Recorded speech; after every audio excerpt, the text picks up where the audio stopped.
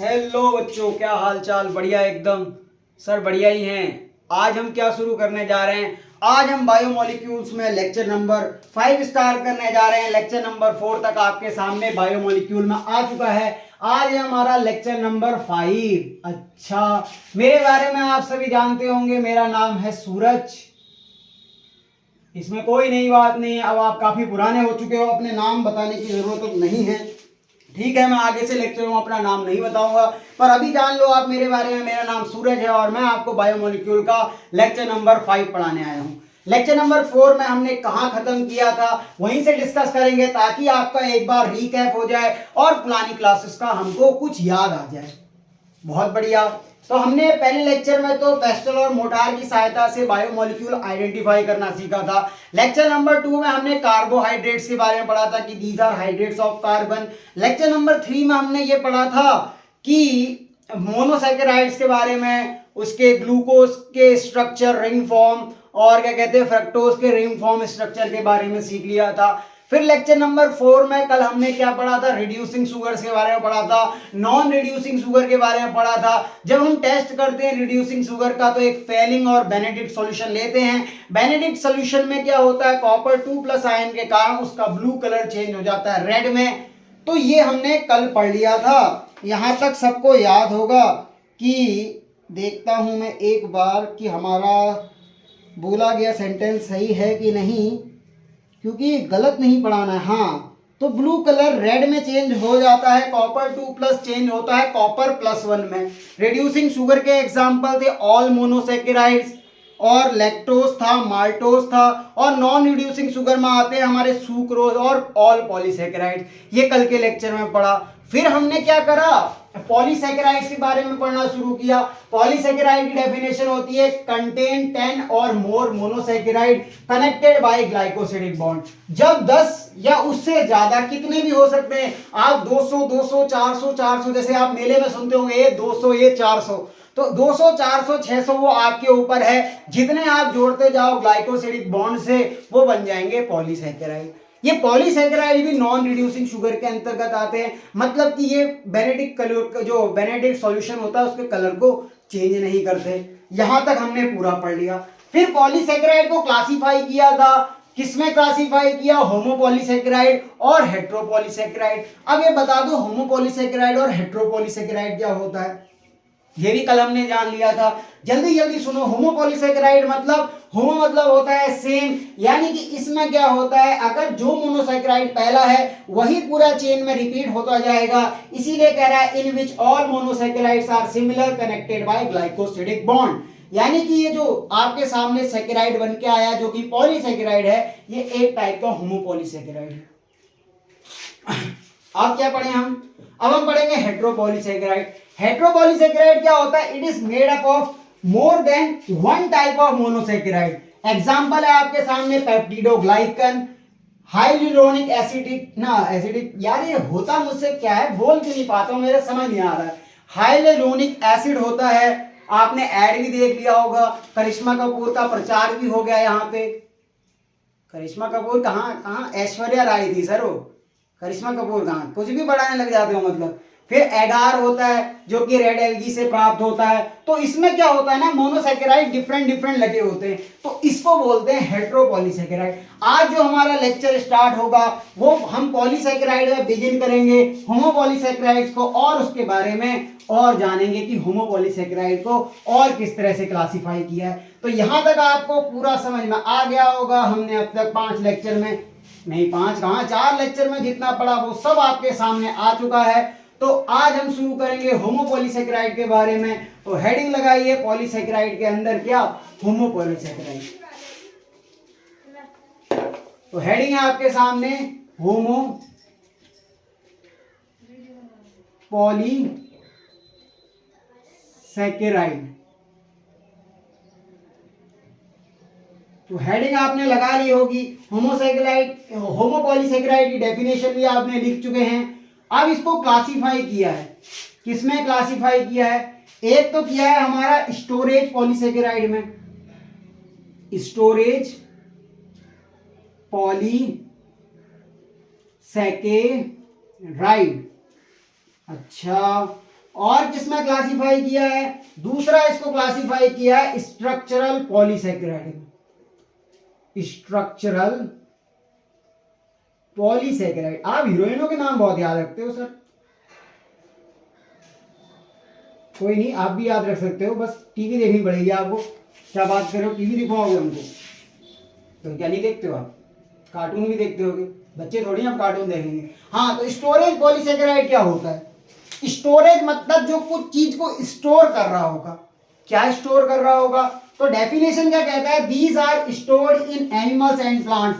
यानी कि ये जो स्टोरेज पॉलीसेकेराइड होते हैं ये प्लांट्स या एनिमल में स्टोर करते हैं। यानी कि ये एक ऐसे पॉलीसेकेराइड है जो अपने आप में कुछ स्टोर करने का काम करते हैं। और जब इनको क्या करा जाता है, ऑर्गेनिज्म को नीड होती है किस चीज की? ताकत की, या फिर क्या कहते हैं किसी भी प्रकार की एनर्जी। एनर्जी ही ताकत होती है सर। आप हिंदी में बता दोगे तो क्या हमको समझ नहीं आएगा। देखो, जब ऑर्गेनिज्म को नीड है यानी आवश्यकता है, उसको एनर्जी चाहिए, ताकत चाहिए, तो ये स्टोरेज पॉलीसेकेराइड को ब्रेक करके जो मोनोसेकेराइड बनेंगे ना, उससे हम एटीपी ले सकते हैं। अगर आपसे पूछा जाए स्टोरेज पॉलीसेकेराइड क्या होता है, तो स्टोरेज पॉलीसेकेराइड ये प्लांट से एनिमल के केस में, यानी प्लांट से एनिमल स्टोर करके रखते हैं। और क्या होता है, जब ऑर्गेनिज्म को नीड होती है, आवश्यकता होती है एनर्जी की, तो वो क्या करते हैं, इस पॉलीसेकेराइड जो कि स्टोरेज पॉलीसेकेराइड है इसका ब्रेक डाउन करते हैं, या आप इसको हाइड्रोलाइसिस भी कह सकते हैं। तो हाइड्रोलाइसिस होगी तो क्या होगा सर, मतलब अलग अलग क्या बन जाएंगे, मोनोसेकेराइड बन जाएंगे और उनके ब्रेक डाउन से एनर्जी मिल जाएगी। तो डेफिनेशन आप लिखो, these are stored in animals, these are stored in animals। Animals क्या होता है? एनिमल्स होता है एनिमल्स एंड प्लांट्स। पहली लाइन। दूसरी लाइन आपसे क्या कह रहा है? whenever the organism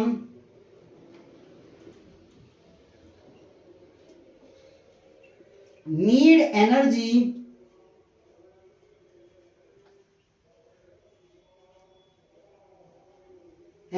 these are broken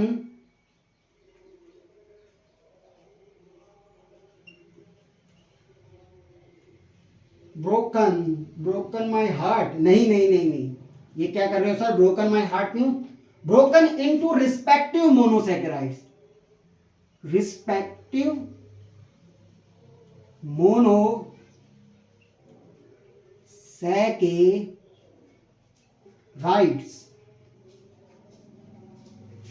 और क्या होगा? विच इज फर्दर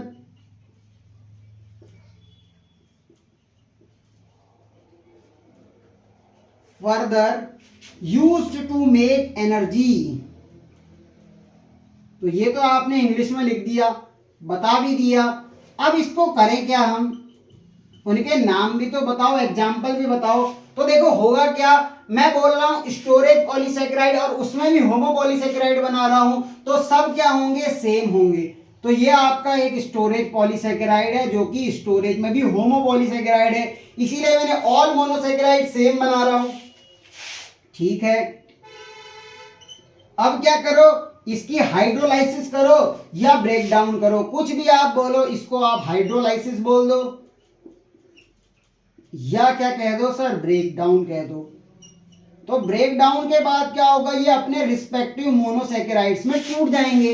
यानी ये साथ जो जुड़े हुए हैं ना, ये क्या हो जाएंगे सर? ब्रेक हो जाएंगे आपस में, और ये क्या बन जाएंगे? रिस्पेक्टिव मोनोसेकेराइड्स में कन्वर्ट हो जाएंगे, यानी ये अलग अलग हो जाएंगे। और जब जरूरत होगी तो क्या होगा, ये मान लो ग्लूकोज से बना हुआ था, ये पूरा क्या बना था सर? ग्लूकोज से बना हुआ था। तो अगर इसका ब्रेक डाउन किया तो ये ग्लूकोज के रूप में आएगा। मान लो ये होमोपॉलीसेकेराइड था, पूरा ग्लूकोज से मिलकर बना है, तो ये मोनोसेकेराइड भी ग्लूकोज होगा, ये भी ग्लूकोज होगा, ये भी ग्लूकोज होगा, ये भी ग्लूकोज होगा, सब ग्लूकोज होंगे। जब टूटेगा तो ग्लूकोज के रूप में आएगा, और ये क्या होता है? मोनोसेकेराइड। और जब ऑर्गेनिज्म को नीड होगी ना, तो वो इससे एनर्जी बना लेगा, या एटीपी जिसको कहते हैं। ATP form. अब इसके कुछ एग्जाम्पल भी तो बताओ सर, ये सिर्फ इतना ही लिख दोगे?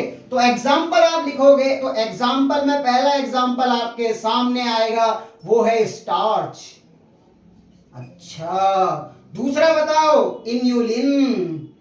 ये इंसुलिन नहीं है बच्चों, इन्यूलिन है। कई लोग कहेंगे इंसुलिन नहीं, ये होता है इन्यूलिन। और बताओ सर ग्लाइकोजन। अगर आपसे पूछे स्टार्च और इन्यूलिन किसके प्रोडक्ट हैं, ये प्लांट के स्टोरेज हैं सर, ये प्लांट में होता है स्टोर। और ग्लाइकोजन किसमें होता है, एनिमल।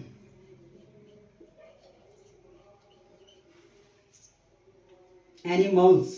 तो अब मैंने आपको क्या बता दिया, स्टोरेज पॉलीसेकेराइड मतलब क्या होता है, यानी कि these are stored in animals and plants whenever the organism need energy. These are broken into respective monosaccharide which is further used to make energy. आपने एक होमोपॉलीसेकेराइड लिया जो कि ग्लूकोज से मिलकर बना था, मान लो वो स्टार्च था। आपने जब इसकी हाइड्रोलिसिस किया, ब्रेक डाउन किया, वो रेस्पेक्टिव मोनोसेकेराइड्स में टूटा और इसका यूज हमने एनर्जी या एटीपी फॉर्मेशन में कर लिया। तो इसके एग्जाम्पल है, तो स्टार्च है, इन्यूलिन है और तीसरा है ग्लाइकोजन। तो पहले दो प्रोडक्ट यानी ग्लाइकोजन को छोड़ के जो इन्यूलिन और स्टार्च है ये प्लांट में स्टोरेज होते हैं और एनिमल्स में ग्लाइकोजन होता है। यहां तक क्लियर है तो थम्स अप कर देना। आगे बढ़ते हैं अब स्ट्रक्चरल पॉलीसेकेराइड के ऊपर। तो डेफिनेशन लिखो स्ट्रक्चरल पॉलीसेकेराइड की, these are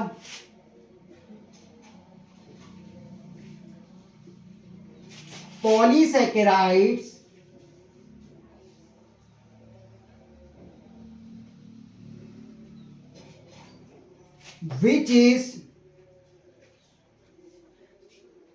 which help in formation, ये इंफॉर्मेशन नहीं है, इनफॉर्मेशन यानी बनाने में मदद करते हैं। इन फॉर्मेशन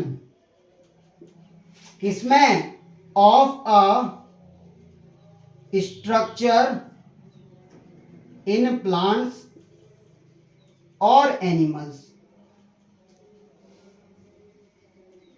ये क्या लिखा है आपने, कह रहा है जो स्ट्रक्चरल पॉलीसेकेराइड होता है ये वो पॉलीसेकेराइड होते हैं जो कि हेल्प करते हैं किसमें, formation of structure in plants and animals. मतलब कि ये प्लांट्स और एनिमल्स में क्या करते हैं ना, स्ट्रक्चर बनाने का काम करते हैं उनका, यानी कि स्ट्रक्चरल कंपोनेंट का पार्ट होते हैं, इसीलिए इनको क्या बोलते हैं, इसको हम बोलते हैं स्ट्रक्चरल पॉलीसेकेराइड। एग्जाम्पल में आप इसके लिखो, एग्जाम्पल इसका हो सकता है, एक होगा सेल्यूलोज, पहला एग्जाम्पल। दूसरा एग्जाम्पल लिखो काइटिन। अब ये कैसे स्ट्रक्चरल कंपोनेंट है, आपको मैं आपकी जानकारी के लिए बता दूं, अगर आप बिल्कुल अनभिज्ञ हैं इससे, किससे, अगर आपको नहीं पता है तो मैं आपकी जानकारी के लिए आपको बता दूं। क्या बताओगे, मैं ये बताऊंगा कि काइटिन फंगल सेल वॉल होती है और सेलुलोज प्लांट सेल वॉल होती है, यानी ये प्लांट के स्ट्रक्चरल कंपोनेंट में पार्टिसिपेट कर रहे हैं। यानी दीज ये क्या, these polysaccharides are which help in formation of structure in plants and animals. तो सेलुलोज और काइटिन इसका एग्जाम्पल है। जिस तरह से ये काम किस तरह से करते हैं, जैसे मकान को बनाने के लिए ईंट की जरूरत होती है, लिख लो जल्दी से, यूपीएससी में भी आ सकता है। क्या आ सकता है सर, ये आ सकता है, जिस तरह मकान को बनाने के लिए ईंटों की आवश्यकता होती है, ठीक उसी प्रकार से अगर हमें किसी भी स्ट्रक्चर को बनाना है प्लांट या एनिमल में तो इनकी आवश्यकता होती है। तो इनको क्या बोलते हैं, स्ट्रक्चरल पॉलीसेकेराइड। तो अगर आपने नोट कर लिया तो आगे बढ़ जाएंगे, फिर हम होमोपॉलीसेकेराइड्स को जो कि स्टोरेज पॉलीसेकेराइड है उसको कंटिन्यू करेंगे। तब तक आप इसको नोट कर लो।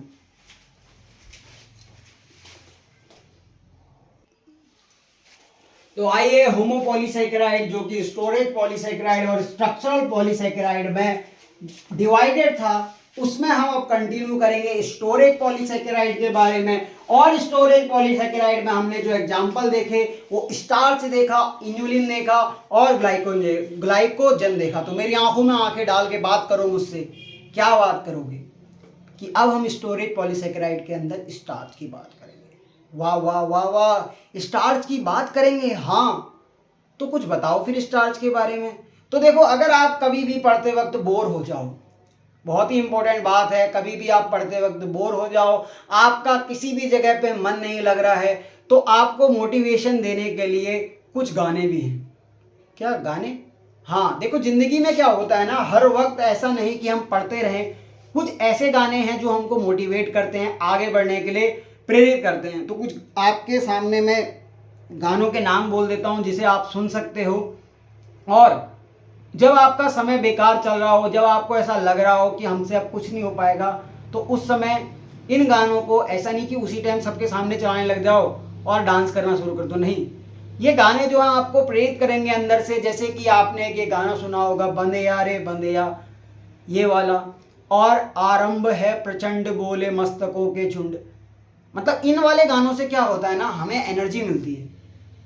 मतलब कि कुछ गाने ऐसे हैं जो रियली में हमें मोटिवेट करते हैं कि क्या कहते हैं, हम कुछ आगे कर सकें। तो कभी आप ऐसे बोर हो रहे हो या आपको ऐसा लगे कि अब हमारी ज़िंदगी में कुछ नहीं हो सकता, तो उस समय ऐसे गाने सुनने चाहिए जो आपको बिल्कुल एनर्जाइज कर दें, आपको बहुत ही अच्छा लगे। ऐसा नहीं कि उस टाइम आप कोई भी ऐसा अभद्र अश्लील गाना सुनने लग जाओ जो भी आपके मूड को और ख़राब कर दे। तो उस समय अच्छे गाने सुनो। तो इसलिए मैं जो गाने गाता हूँ, इनको ना भी गाओ तो कोई बात नहीं, पर जो है आपको ऐसे गाने सुनने चाहिए जिससे आपको थोड़ा बहुत मोटिवेशन मिल सके। क्योंकि ऐसा ही नहीं कि हम हर वक्त ही पढ़ते रहें और हर वक्त ऐसा रहे कि किताब में डूबे रहें, तो हमें कुछ और भी करना होता है बीच में। अपना जो आपका एक तो आपका इंटरेस्ट डॉक्टर बनने का है, साथ में आपका कुछ और भी इंटरेस्ट होता है, तो आप उसको भी जो है अपने सामने लाते रहें, कि उसे ऐसा नहीं कि दबा के रखें कि हमें यही बनना है तो हम अपने उस इंटरेस्ट को खो दें। जैसे मेरा एक इंटरेस्ट था टीचिंग का भी, और साथ में मुझे कॉमेडी करने का शौक था, तो मैंने, अब मेरा नीट नहीं निकला तो मैं उसको जो है टीचिंग के रूप में भी सामने लाया और कॉमेडी भी बीच बीच में कर लेता हूँ। तो हम बात कर लेते हैं किसकी, स्टोरेज पॉलीसेकेराइड की, और उसमें भी हम स्टार्च की बात करेंगे। तो ये पाया किस में जाता है, ये फाउंड इन प्लांट्स, यानी प्लांट्स में पाया जाता है। ठीक हो गया। This polysaccharide is made up of monosaccharide, यानी ये पॉलीसेकेराइड मोनोसेकेराइड से बना होगा, कोई नई बात नहीं है। पर इसमें नई बात यह है कि जिन मोनोसेकेराइड से मिलकर बन रहा है वो ग्लूकोज है, यानी कि starch is a polymer of, अब पॉलीमर में आ गए, हाँ, तो स्टार्च किसका पॉलीमर है, एक हिसाब से ग्लूकोज का पॉलीमर है। यानी जब ग्लूकोज की चेन आपस में रिपीट होते जाए या ग्लूकोज आपस में जुड़ता जाए, और किससे जुड़ेगा, ग्लाइकोसिडिक बॉन्ड से, तो क्या बनेगा, स्टार्च बनेगा।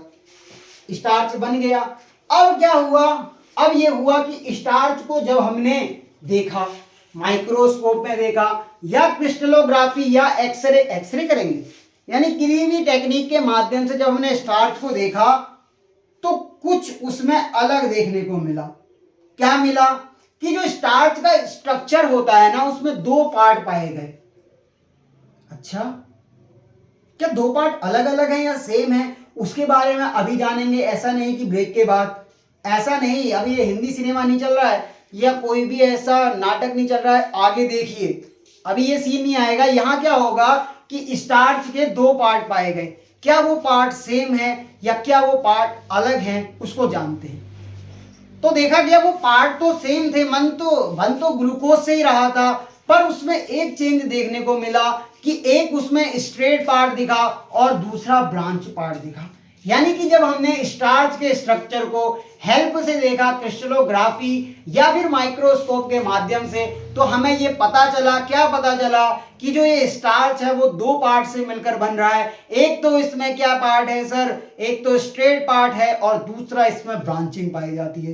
तो कैसे पाई जाती है, वो रहेगा तो ग्लूकोज ही, पर देखते हैं, आइए। तो देखो, बनाओ मेरे संग फोटो, जैसे ये है, तो ये शुरू में क्या चल रहा है, स्ट्रेट पार्ट चल रहा है। और सारे गोले एक जैसे क्यों बना रहे हो सर, ये तो पॉलीसेकेराइड है, पर पॉली में हम क्या पढ़ रहे हैं, होमोपॉलीसेकेराइड, यानी कि सारे गोले एक जैसे होंगे। और ये ग्लूकोज है तो ये भी ग्लूकोज होगा, ये भी ग्लूकोज होगा, ये भी ग्लूकोज होगा, ये भी ग्लूकोज होगा, ये भी ग्लूकोज होगा, ये भी ग्लूकोज होगा। आगे क्या हुआ कि अब इसमें कुछ ब्रांचिंग भी देखने को मिली, ब्रांचिंग, हाँ, तो ये ब्रांचिंग हमको इस तरह से देखने को मिली।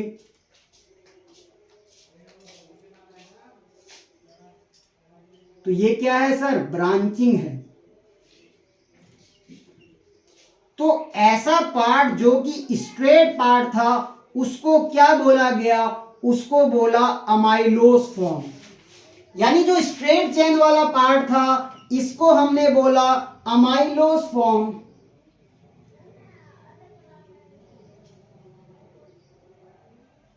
और जो ब्रांच पार्ट था इसको हमने क्या बोला, इसको हमने बोला अमाइलोपेक्टिन।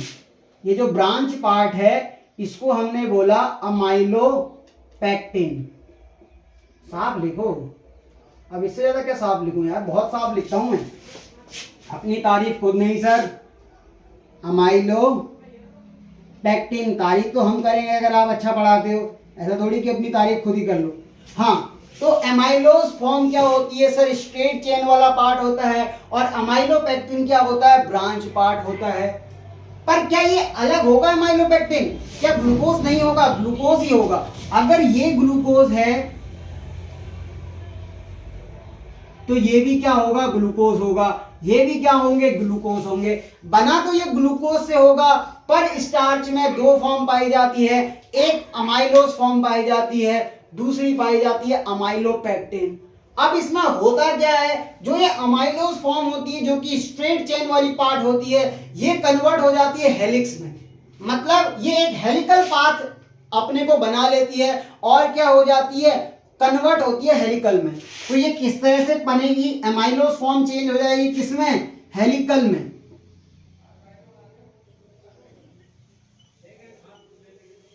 ये बन गया हेलिकल में, और ब्रांचिंग ऐसे ही चलती रहेगी। तो ये मैंने क्या दिखा दी, ब्रांच दिखा दी। अब मैंने गोले गोले नहीं दिखाए आपको, पहले तो आपको मैंने गोले गोले करके दिखाए थे, पर ये क्या है, अब मैंने क्या करा कि इसको एक स्ट्रेट लाइन के माध्यम से बता दिया। अगर आपसे कहें कि स्टार्च में क्या पाया जाता है, तो स्टार्च के दो पार्ट होते हैं, एक होती है अमाइलोस फॉर्म, दूसरी होती है अमाइलोपेक्टिन। अमाइलोस फॉर्म क्या होता है, स्ट्रेट पार्ट होता है, और अमाइलोपेक्टिन क्या होता है, ब्रांच पार्ट होता है। पर ये पॉलीमर ग्लूकोज का होता है। ये कैसे पता चला, हमने जब क्रिस्टलोग्राफी टेक्निक आजमाई तो हमें ये पता चला कि इस ग्लूकोज ना स्टार्च के दो पार्ट थे। अमाइलोस फॉर्म तो क्या कर लेता है, हेलिकल पाथ को कर लेता है, यानी अमाइलोस फॉर्म करता है helical structure. Amylose form helical structure, और जो हमारा ये वाला है वो ऐसा ही रहता है। तो ये कौन सा पार्ट होगा, अमाइलोपेक्टिन।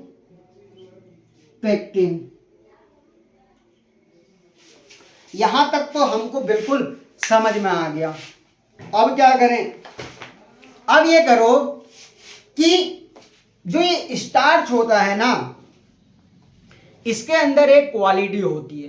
क्या क्वालिटी होती है, ये आयोडीन टेस्ट देता है। यानी होमोपॉलीसेकेराइड में एक पॉलीसेकेराइड ऐसा है जो कि स्टार्च है, वो कौन सा टेस्ट देता है सर, आयोडीन टेस्ट देता है। अगर आपसे पूछा जाए कि वो कौन सा ऐसा पॉलीसेकेराइड है जो कि आयोडीन टेस्ट देता है, तो आप उसमें बोलोगे वो कौन सा होमोपॉलीसेकेराइड है, तो स्टार्च है।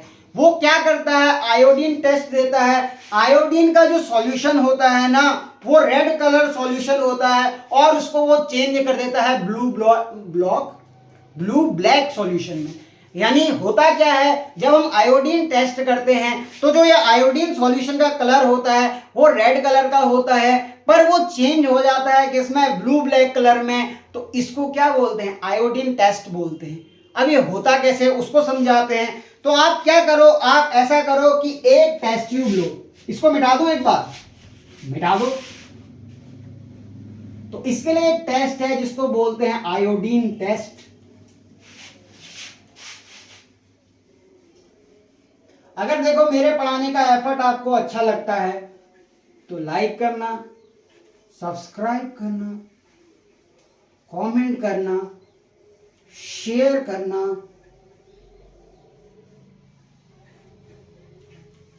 और क्या करोगे, ऐसे थोड़ी कि मुझे अपने घर में बुला लोगे, मैं आऊंगा भी नहीं।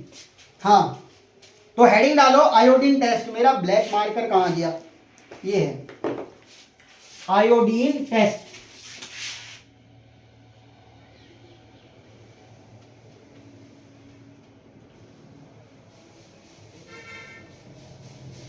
तो आयोडीन टेस्ट में होता क्या है, iodine solution is a red colour solution.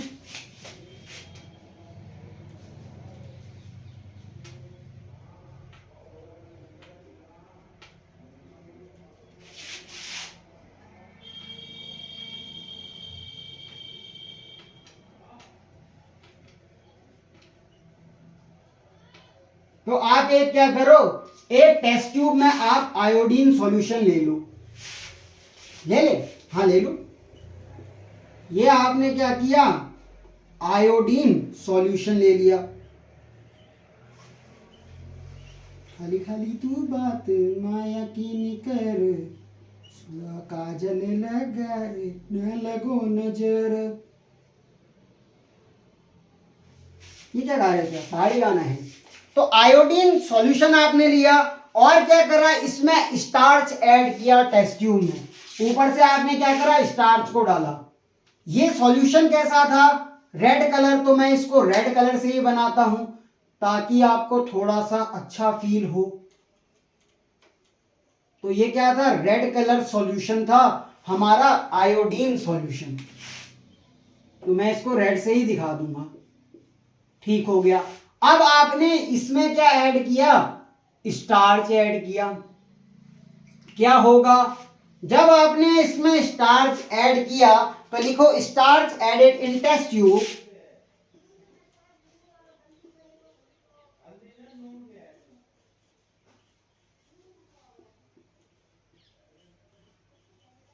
तो क्या होगा, ये करके दिखा। तो टेस्ट ट्यूब में ये देखा गया कि जैसे ही स्टार्च को ऐड करा तो सॉल्यूशन का कलर कैसा हो गया, ब्लू आइस, ब्लैक। तो इसका कलर कैसा हो गया आयोडीन सॉल्यूशन का, ब्लू ब्लैक। काला चश्मा जचदाए जचदाए कोरे मुखड़े ते, यानी आयोडीन सॉल्यूशन का कलर स्टार्च ऐड करने पर कैसा हो गया, रेड से हो गया ब्लैक। अब आपसे पूछे ये ब्लू ब्लैक कलर आया कैसे, यानी ये ब्लू ब्लैक कलर के आने के रीजन बता दो हमको। तो मुझे तो ये पता है, क्या पता है कि जो हमारा स्टार्च होता है उसमें दो पार्ट पाए जाते हैं। अच्छा, दो पार्ट, कौन कौन से दो पार्ट, एक तो होता है हमारा एलिकल पार्ट, एलिकल नहीं हेलिकल पार्ट, जो कि हमारा कौन सा है, अमाइलोज फॉर्म।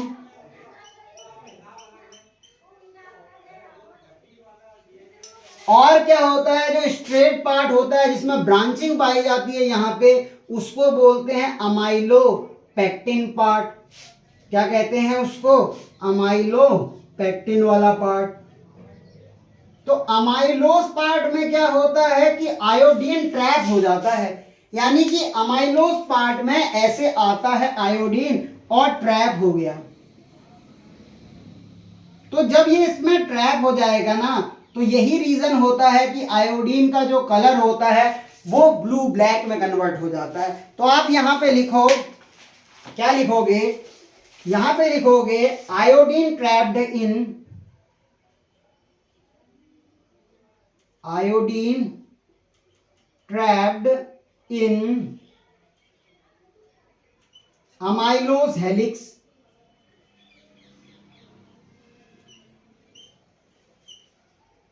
पार्ट ऑफ, जो अमाइलोज है वो किसका पार्ट है, पार्ट ऑफ स्ट्रक्चर। तो अगर आपसे पूछा जाए ये टेस्ट कौन देगा, तो होमोपॉलीसैकेराइड में सिर्फ ये टेस्ट स्टार्च देगा और इसके अलावा कोई भी पॉलीसैकेराइड इस टेस्ट को नहीं देगा, ना ही ग्लाइकोजन देगा। हाँ, अब मैं आपसे पूछूं कि स्टार्च हमारी बॉडी में कैसे काम आता है, तो ये स्टार्च जो होता है ना, ये प्लांट स्टोरेज होता है। ये तो मैंने आपको बताया था कि स्टार्च क्या है, प्लांट में स्टोरेज है, बट ये हमारे डाइजेस्टिव सिस्टम में काम आता है। वहां पे क्या होता है कि डाइजेस्टिव सिस्टम में क्या होता है कि स्टार्च डाइजेस्टिव एंजाइम होते हैं क्योंकि स्टार्च हमको भी एनर्जी प्रोवाइड करता है। अब ये हमको एनर्जी कैसे प्रोवाइड करता है, तो थारा भाई सूरज बताएगा आपको। कैसे बताएगा, ऐसे। थारा भाई सूरज क्या बताएगा आपको, थारा भाई सूरज ये बताएगा कि जो ये स्टार्च है ये किस तरह से हमारी बॉडी में काम आता है। तो हमारी बॉडी में जो डाइजेस्टिव सिस्टम होता है ना, डाइजेस्टिव सिस्टम, तो थारा भाई सूरज डाइजेस्टिव सिस्टम में देखो क्या होता है। आपने क्या किया, स्टार्च खाया, ये हमको एनर्जी कैसे देगा, तो उसको समझते हैं। ये हमारा प्यारा सा स्टार्च है। स्टार्च क्या करता है, जो अमाइलेज होते हैं ना हमारी बॉडी में या एंजाइम जो होते हैं, ये अमाइलेज, जैसे कि सैलिवरी अमाइलेज हो गया, पैनिक यानी कि जो मुख में हमारा सैलिवरी अमाइलेज है, और जो पैनक्रियाटिक अमाइलेज होता है, ये अमाइलेज क्या करते हैं, स्टार्च का ब्रेक डाउन करते हैं। किसमें, माल्टोज में। और माल्टोज क्या है, एक डाइसैकेराइड है। ये हमने ओलिगोसैकेराइड में जब डाइसैकेराइड पढ़ रहे थे तब पढ़ रहे थे। तो स्टार्च को अमाइलेज क्या करते हैं, माल्टोज में ब्रेक डाउन कर देते हैं, जो कि डाइसैकेराइड का पार्ट होता है। अब ये माल्टोज किससे बना होता है, ग्लूकोज से। तो क्या होगा, ये maltose with the presence of maltase break down हो जाता है। किसमें, माल्टेज की प्रेजेंस में ब्रेक डाउन हो जाता है ग्लूकोज में। तो ये ग्लूकोज का हम आगे क्या करते हैं, एनर्जी बनाने के लिए काम करते हैं। और अगर आपसे पूछा जाए कि स्टार्च हमको मिलेगा कहां, तो आप जो रोटी या चपाती खाते हो, रोटी में और पोटैटो में यानी कि आलू में, और किसमें मिलता है हमको, ये मिलता है हमें राइस में यानी कि भात में। तो ये हमको रोटी में मिलता है, पोटैटो में मिलता है, राइस में मिलता है। तो ये क्या करता है, अमाइलेज इसको ब्रेक डाउन करता है। तो starch is digested by amylase. तो जैसे ही अमाइलेज इसको ब्रेक डाउन करेगा तो माल्टोज बनेगा, जो कि एक डाइसैकेराइड है। माल्टेज की प्रेजेंस में ग्लूकोज बन जाएगा, और इस ग्लूकोज का यूज हम एनर्जी में कर लेंगे। तो ये सिर्फ एनिमल्स को ही एनर्जी प्रोवाइड नहीं करता, वैसे तो ये प्लांट प्रोडक्ट है, पर ये प्लांट में भी एनर्जी देने का काम करता है। अब कैसे, सुनो, जो हमारा प्लांट होता है ना, उसमें स्टोरेज फॉर्म स्टार्च होती है, बट आपने जब ग्लाइकोलिसिस पढ़ी होगी तो उसमें ग्लूकोज आता है। हाँ, ऐसा तो हमने सोचा। तो प्लांट में कैसे ये डाइजेस्ट होता है, क्योंकि प्लांट में भी एनर्जी कहां से आती है, ग्लूकोज से आती है। जब आप ग्लाइकोलिसिस पढ़ते हो तो उसमें ग्लूकोज का ब्रेक डाउन होता है आगे जाके। तो ग्लूकोज कहां से आया, क्या प्लांट में भी सैलिवरी अमाइलेज या पैनक्रियाटिक अमाइलेज जैसे एंजाइम पाए जाते होंगे? क्या प्लांट के डाइजेस्टिव सिस्टम में भी, अगर पहली बात तो डाइजेस्टिव सिस्टम प्लांट में कहां पाया जाता है, पहले ये तो बताओ। तो प्लांट में क्या होता है ना, फूड स्टोर होता है स्टार्च की फॉर्म में, तो उसके पास भी ग्लूकोज आता है। ग्लूकोज कहां से आएगा, कहीं ना कहीं स्टार्च के ब्रेकडाउन से आएगा, और ग्लाइकोलिसिस स्टार्ट होती है ग्लूकोज से। तो आप मेरे को ये ढूंढ के बताना कि प्लांट में ऐसे कौन से एंजाइम होते हैं जो कि स्टार्च का डाइजेशन करते हैं। तो ये आप कहां से पता लगाएंगे, आप चाहे गूगल से ट्रांसलेट करो या गूगल से सर्च करो, आजकल तो बहुत सारे सोर्सेज हैं। तो आप मुझे बताओ कि प्लांट में ऐसे कौन से अमाइलेज पाए जाते हैं जो कि ये ब्रेक डाउन करने का काम करते हैं। क्यों, अब कईयों का जवाब दे रहे हूं हेक्सोकाइनेस। तो हेक्सोकाइनेस क्या करता है, ग्लूकोज को कन्वर्ट करता है ग्लूकोज 6 फॉस्फेट। ऐसे आंसर आप नहीं देना, आप इसको ढूंढ के लाना कि प्लांट में ग्लूकोज कहां से आता है, क्योंकि उसमें भी तो ग्लूकोज आता है, तो ब्रेक डाउन से आएगा, और उसमें कौन से एंजाइम चाहिए होते। तो हमने आज क्या पढ़ा, स्टोरेज पॉलीसैकेराइड में हमने आज स्टार्च के बारे में पढ़ा, और उसका एक टेस्ट देखा जो कि आयोडीन टेस्ट था। कल के लेक्चर में हम पॉलीसैकेराइड को ही कंटिन्यू करेंगे, जिसमें कि हमने होमोपॉलीसैकेराइड स्टार्ट किया है। और होमोपॉलीसैकेराइड में भी हमने 3 चीज पढ़ी, एक तो स्टार्च पढ़ा, इन्यूलिन पढ़ा, और क्या पढ़ा, ग्लाइकोजन पढ़ा। तो स्टार्च के बारे में हमने फुल डिटेल ले ली है। तो आज के लेक्चर में हम इतना ही करते हैं। कल हम इन्यूलिन के बारे में समझेंगे, ग्लाइकोजन के बारे में समझेंगे, और जो मतलब पॉलीसैकेराइड से रिलेटेड पार्ट होगा उसको हम कल के लेक्चर में खत्म करेंगे। तो मेरे दिल में एक बात है जो मैं आपके सामने आज कह देता हूं, उसको बोर्ड में मैं लिख देता हूं। तो मैं क्या कहना चाहता हूं आपसे ये कहना चाहता हूं, थैंक यू लेक्चर में बने रहने के लिए और अपना सपोर्ट इसी तरीके से बनाए रखने के लिए। आप लाइक करें वीडियो को अगर आपको पढ़ाने का तरीका अच्छा लगता है। तो इसी तरीके से आप क्या करें, लेक्चर्स को शेयर करते रहें, सब्सक्राइब करें ताकि आपको ऐसी ही वीडियो आपको आने वाले टाइम में मिलते रहे। तो बायो आपको बिल्कुल फनी वे में पढ़ाई जाएगी। आपको ऐसा बिल्कुल फील नहीं होगा कि बायो एक रटने का सब्जेक्ट है। इसमें विभिन्न गानों के माध्यम से, विभिन्न एग्जाम्पलों के माध्यम से आपको पूरी तरीके से दिमाग में आपके सेट कर दिया जाएगा। बायो में आपको कोई भी टेंशन लेने की जरूरत नहीं है। आप देख रहे हैं एक के बाद एक लेक्चर आपके सामने आते जा रहे हैं। मैंने इस 1.5 महीने के अंदर में लगभग आपके सामने 62 लेक्चर रख दिए हैं, जिससे आपका सिलेबस काफ़ी तेजी से आगे बढ़ता जा रहा है। तो ऐसा नहीं लगना चाहिए कि आपको सिलेबस नहीं हो पाएगा। अगर फिर भी आपको ऐसा लगता है कि सिलेबस नहीं हो पाएगा तो आप अदर प्लेटफॉर्म से भी पढ़ सकते हैं, जो कि काफ़ी अच्छा पढ़ाते हैं। ये मैं नहीं कहूँगा, ये सब उनका बोलने का एक्सपीरियंस कहता है। मेरा तो अभी पहला ही साल है यूट्यूब पर। तो थैंक यू बने रहने के लिए, इसी तरीके से सपोर्ट करने के लिए। बाय बाय, मिलते हैं आपसे नेक्स्ट लेक्चर में, जो कि बहुत जल्दी आएगा।